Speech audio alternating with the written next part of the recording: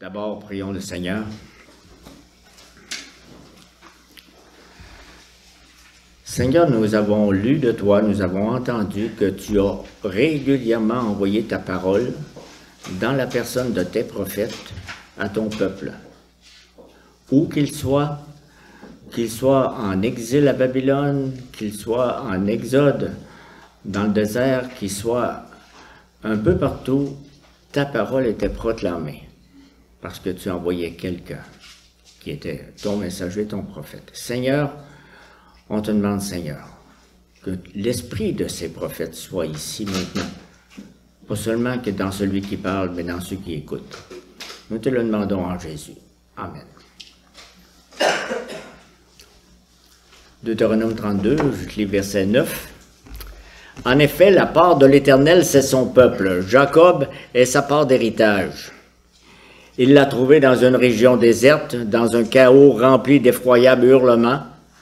Il l'a entouré, il a pris soin de lui, il l'a gardé comme la prunelle de son œil. Il s'est montré pareil à l'aigle qui réveille sa couvée, voltige sur ses petits, déploie ses ailes, les prend et les porte sur ses plumes. Amen. Vous pouvez continuer l'image poétique si ça vous tente, mais vous distinguez un aspect ici de la parole de Dieu. Chers amis, vous avez besoin d'être aimés. À travers les périls qui nous menacent et que vous côtoyez chaque jour, vous avez besoin d'être protégés et gardés. C'est pas juste le cas de nos bébés, de nos nourrissons.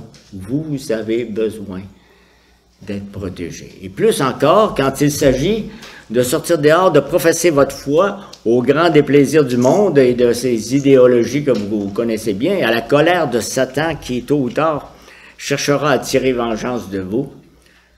Vous avez besoin d'être aimé, protégé, gardé. Et l'amour, le protecteur, le refuge, c'est le Dieu de Jésus-Christ. Pour nous faire comprendre qui il est, il utilise dans sa parole nombre d'images. Vous trouvez des fois que j'utilise des images, ouvrez la Bible, vous verrez que le Seigneur Jésus, pour nous faire comprendre à nous, personnes humaines, des images touchantes, des images profondes, des images empruntées à notre monde. Et vous connaissez les images des évangiles, n'est-ce pas? Des paraboles, mais voici une image moins connue, par sa brièveté, par sa simplicité, par sa profondeur et par sa vigueur. Cette image pénètre dans notre cœur et s'imprime définitivement dans notre mémoire. Une image qui est prête à jaillir au moment opportun pour fortifier notre foi. Vous l'avez entendu, je te garde comme la prunelle de mon œil. Et vous savez que cette promesse de l'Éternel, elle est encore dans notre vocabulaire. Qu'est-ce que ça veut dire? Il y a des gens qui disent ça, c'est comme la prunelle de mon œil. Pourquoi est-ce que Dieu appelle Israël et avec lui l'Église de Jésus-Christ? Et pourquoi appelle-t-il les croyants? Pourquoi vous appelle-t-il la prunelle de son œil? Car il faut comprendre que les promesses faites à Israël sont aussi des promesses faites à l'Église, et les promesses faites à l'Église se rapportent à chacun de ses membres. Chacun ici, que je vois, je pourrais compter, c'est que vous êtes la prunelle de son œil. Un premier point, cette image évoque d'abord un bien très précieux. Nous protégeons la prunelle de notre œil parce qu'elle nous est très chère. Il y a peu d'organes pour nous qui ont autant de prix, que la prunelle de l'œil. Les marchands de lunettes de soleil font des affaires d'or cet été.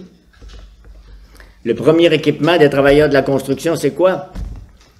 Leurs lunettes de protection. Combien de visites chez le médecin de traitement ophtalmologique pour ne pas perdre la vue? Et dans les voyages, la simple vue d'un paysage, d'une maison de son enfance, ça fait revivre. La simple vue d'une maison. Dieu considère l'Église comme son bien le plus précieux. Il s'identifie avec elle. Dans le Nouveau Testament, il y a 10 occasions où l'Église est appelée l'Église de Dieu. C'est mon bien le plus personnel, l'Église de Dieu. Et pourquoi sommes-nous si précieux? Pourquoi c'est comme ça? Parce que Dieu s'est attaché à nous. Parce qu'il nous a choisis pour le servir. Et là, je prends un texte d'un autre prophète, le prophète Ésaïe, 41. Il dit, « Je t'ai pris aux extrémités de la terre, je t'ai appelé d'une région lointaine. » Là, il est en train de parler pas mal d'Abraham ou de son peuple en Égypte. « Et je t'ai dit, tu es mon serviteur. Je t'ai choisi et ne te rejette pas. N'aie pas peur, car je suis moi-même avec toi. Ne promène pas des regards inquiets, car je suis ton Dieu. Je te fortifie, je viens à ton secours, je te soutiens par ma main droite, la main de la justice. » Dieu vous aime. Voilà pourquoi il est infiniment patient avec ses serviteurs. Parce que le pire d'entre nous, pourvu qu'il soit disciple, pourvu qu'il fasse partie de ceux qu'il a appelés dans son peuple, le pire d'entre nous, il est précieux à ses yeux. Je te garde comme la prunelle de mon œil. Deuxième point, la prunelle de l'œil est aussi protégée. Si je fais partie de tout ce que mon corps fait pour protéger ma prunelle, un os frontal très épais la garantie contre les coups, je n'ai pas un œil dans le front. Des sourcils protègent ma prunelle de la sueur. Les cils protègent ma prunelle des poussières. Une paupière protège d'une lumière trop vive. Je vais voir vos paupières bouger si je mets votre prunelle au contact d'une lumière vive. Les glandes lacrymales la nettoient sans cesse. Les dents font ça sans leur demander, mais si vous n'avez plus, vous le savez. Hein? Et ça fait partie de l'équipement de base de notre corps. Vous n'avez pas besoin de cocher les options pour avoir ça. Depuis notre naissance, ces appareils ou ces organes prennent soin des yeux. C'est ainsi que notre Créateur a prévu protéger nos yeux. Ça n'a pas été rajouté par après. Quand tu auras 40 ans, tu vas avoir une paupière. Quand tu auras 60 ans, tu vas avoir des cils. Non. Dieu protège. Il garde son Église par sa toute-puissance. Il l'entoure, il prend soin d'elle. J'ai un autre extrait du même prophète Ésaïe, au chapitre 43, qui nous fait une description de la main protectrice de Dieu sur son peuple. Chapitre 43. « Maintenant, voici ce que dit l'Éternel, celui qui t'a créé, Jacob, celui qui t'a façonné, Israël. N'aie pas peur, car je t'ai racheté. Je t'ai appelé par ton nom, tu m'appartiens. En effet, je suis l'Éternel, ton Dieu, le Saint d'Israël, ton Sauveur. Parce que tu as de la valeur à mes yeux, parce que tu as de l'importance et que je t'aime, n'aie pas peur, car je suis moi-même avec toi, avec tous ceux qui portent mon nom, que j'ai créé pour ma gloire, que j'ai façonné, que j'ai fait. Je te garde comme la prunelle de mon œil. » Il y a un autre aspect qu'on connaît moins. La prunelle de l'œil est un petit miroir. Probablement que personne ne regardait avec, seulement quelques-uns ont regardé avec attention cet aspect-là. Un petit miroir qui réfléchit ce qu'elle regarde. Savez-vous qu'en hébreu, l'expression littérale pour nommer la prunelle, on dit « le petit homme de l'œil » ou « la petite fille de l'œil ». Pourquoi c'est comme ça? Parce que quand une personne regarde quelqu'un, elle se réfléchit dans l'œil qui la voit. Cette personne distingue la miniature d'elle-même dans la prunelle de la personne en face. Elle voit donc un petit homme dans l'œil ou une petite fille dans l'œil. Moi, j'avais lu que les miroirs avaient été inventés par une civilisation ancienne. L'idée du miroir s'est imposée comme par essai et erreur ou par un éclair de génie. Puis là, j'apprends que le plus ancien miroir, il est dans votre œil. Il est dans l'œil que le Seigneur a créé. Ça veut dire que quand Dieu nous regarde, nous apparaissons dans sa prunelle. Nous devenons l'homme de son œil ou la femme de son œil. Et si nous regardons bien, nous, avec les yeux de la foi, nous nous voyons en lui. Inversement, quand Dieu nous regarde et que nous levons les yeux vers lui, son image apparaît sur notre pupille. Et Dieu se voit dans votre œil, dans mon œil. Et d'autres, s'ils regardent votre œil, ils peuvent voir votre Dieu. Et voilà 2 nouvelles raisons de lui être précieux. C'est pourquoi Dieu vous dit, je te garde comme la prunelle de mon œil. Un 4e point, la pupille permet aussi aux rayons de lumière venant du dehors de pénétrer jusqu'à la rétine. L'Église est la prunelle du monde. Et chaque membre croyant est la prunelle du monde avec l'Église. L'Église est la voie d'accès de la lumière de la parole de Dieu et de son salut pour les hommes. Nous sommes témoins de Jésus-Christ. Par nous, la lumière pénètre le monde et atteint les hommes. Leur salut vient de la prédication de l'Évangile et du témoignage de l'Église et des membres de l'Église. L'apôtre Paul explique ça beaucoup plus tard que les textes de l'Ancien Testament. Il l'explique dans l'Épître aux Romains, chapitre 10. En effet, l'apôtre Paul dit au verset 13, il dit « En effet, toute personne qui fera appel au nom du Seigneur sera sauvée. Mais comment donc feront-ils appel à celui en qui ils n'ont pas cru? Et comment croiront-ils en celui dont ils n'ont pas entendu parler?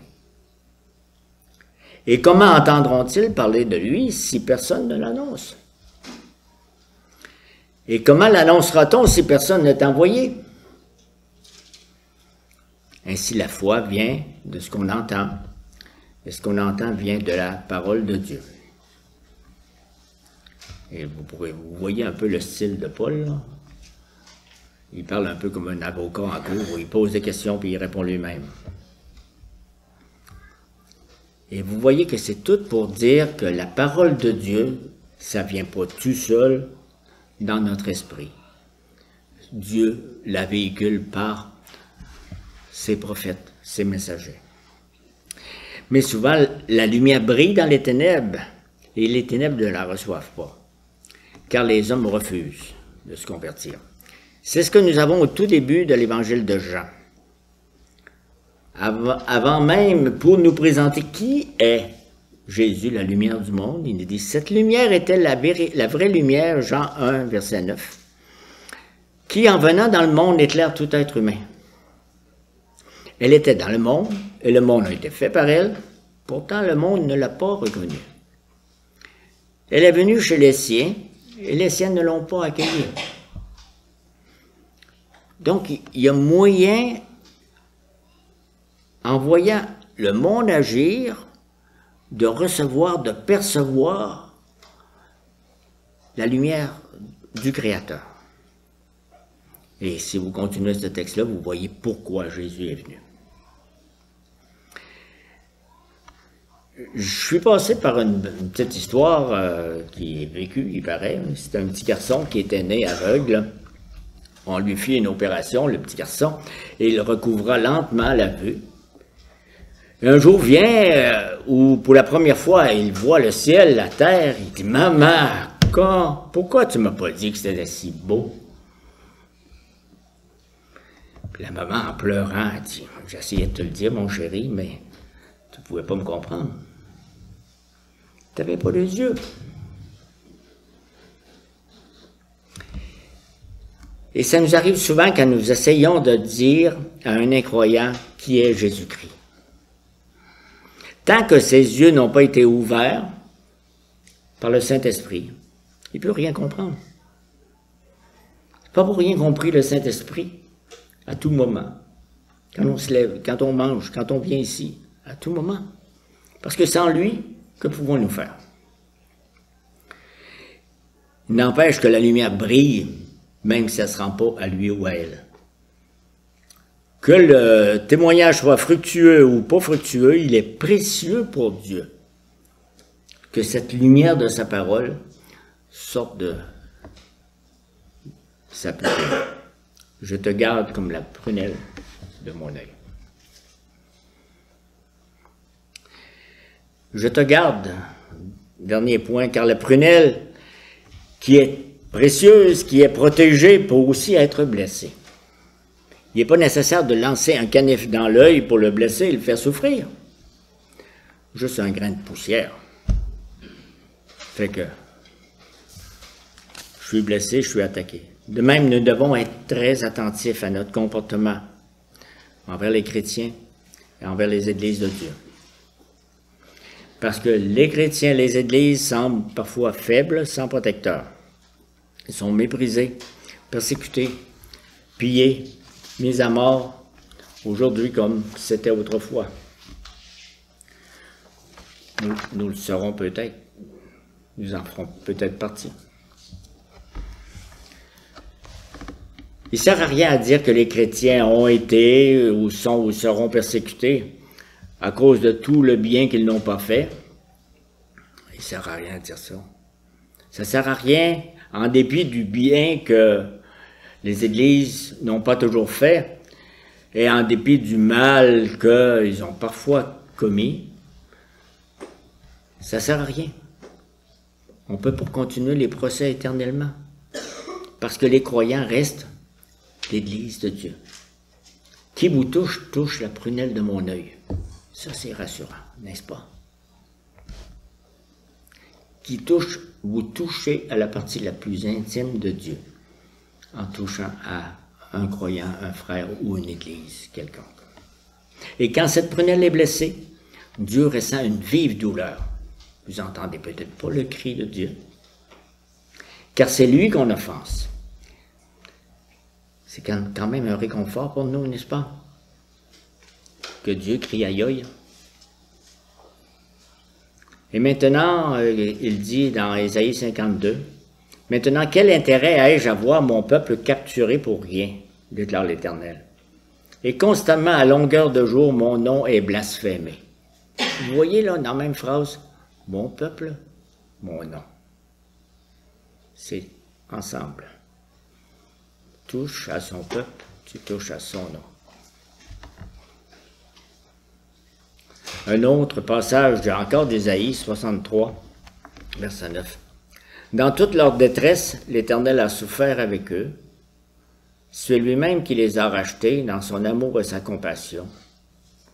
Et constamment par le passé, il les a soutenus et portés. Et vous pouvez faire un tour dans votre Bible, faire le tour de tous les passages où c'est indiqué que Dieu souffre. Vous devez vous rappeler du moment quand Dieu est allé dans le désert, dans le buisson qui brûlait, puis il a commencé à parler à Moïse, vous vous rappelez? Quand il a parlé de son peuple qui souffrait là-bas, en Égypte. Il dit, j'entends, je souffre en Égypte. Pour Moïse qui s'était sauvé de l'Égypte.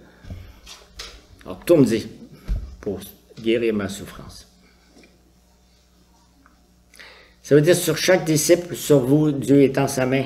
Chaque jour, il proclame, je t'entoure, je prends soin de toi, je te garde comme la prunelle de mon œil. Où que vous soyez, quoi qu'il vous arrive, comme disciple et comme témoin. Mais pour que cette promesse soit vraiment accomplie dans nos personnes et dans nos vies, nous ne devons pas rester séparés de la communion de l'Église.